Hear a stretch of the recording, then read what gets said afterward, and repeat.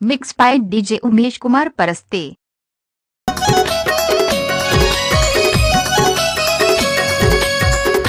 चलो नाचो रे।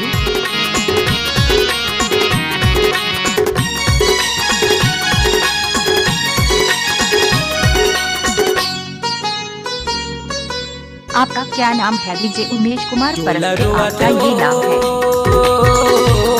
परदेसी के माया जुलुम लाके चोला रोआते, परदेसी के माया जुलुम लाके चोला रोआते।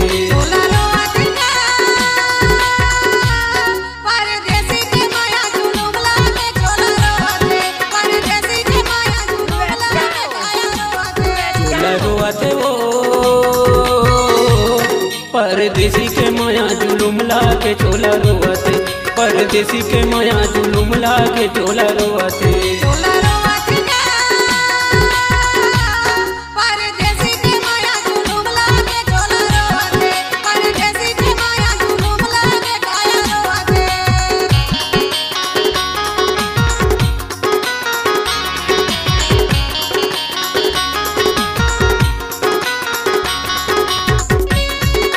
डीजे उमेश कुमार, आमाखोर, जिला डिंडौरी।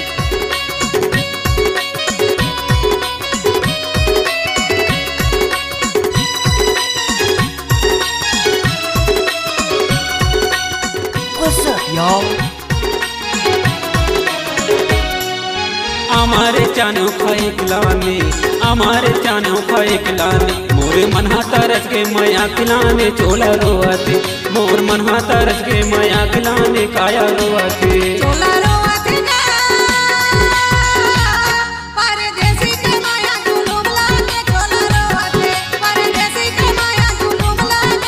Mix by Umesh Kumar Paraste.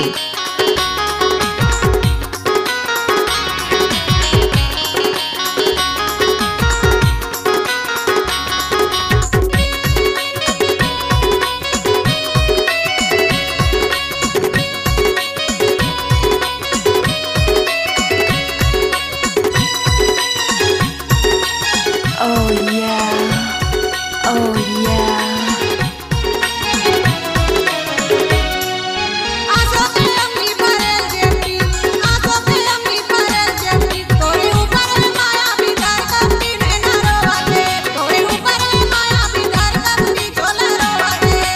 रोआते वो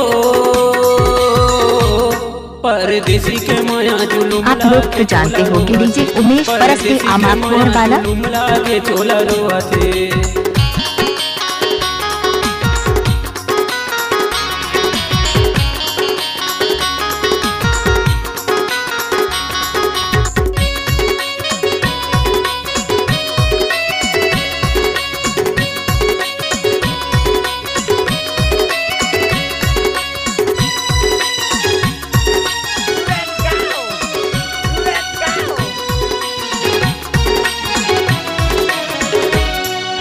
कुआं पे तिरमा लगे गोभी, कुआं पे तिरमा लगे गोभी, तय हवस वो तुरी पैसा किलो भी चोला रोआते, तय हवस वो तुरी पैसा किलो भी चोला रोआते।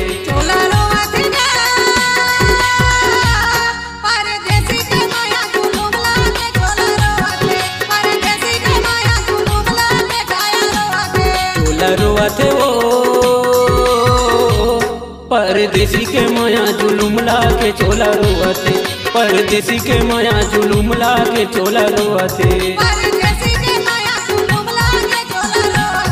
परदेसी के माया जुलुम लाके चोला रोआते।